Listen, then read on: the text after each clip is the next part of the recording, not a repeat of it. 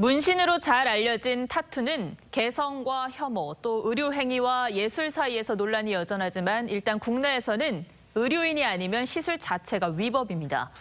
세계적으로 유명한 국내 문신 작가가 어제 30년 전 판례에 따라 의료법 위반으로 1심에서 벌금형을 선고받았는데 이 판례를 뒤집기 위해 끝까지 싸우겠다고 했습니다. 그래서 오늘의 포커스는 정준영 기자가 문신에 맞춰봤습니다.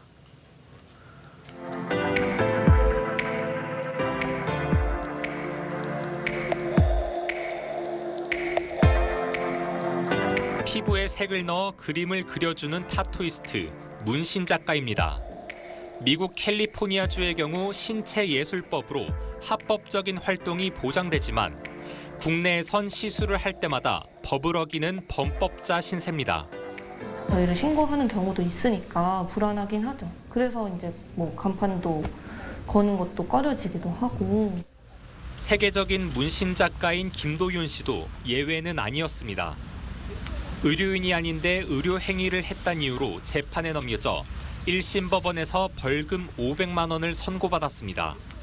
재판부는 문신 시술 과정에 감염, 화상, 피부염 등 질병 발병 위험이 있다며 꼼꼼히 검토했지만 문신은 의료 행위라는 대법원 판례는 여전히 타당하다고 했습니다.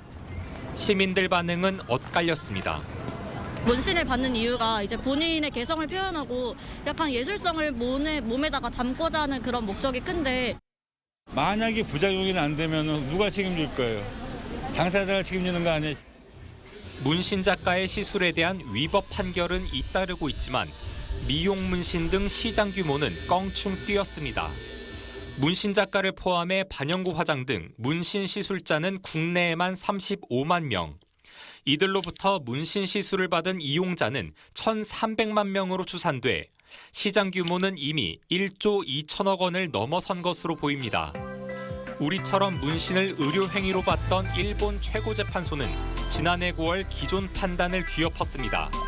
사회 통념에 비춰 의료 관련성을 인정하기 어렵다고 본 겁니다.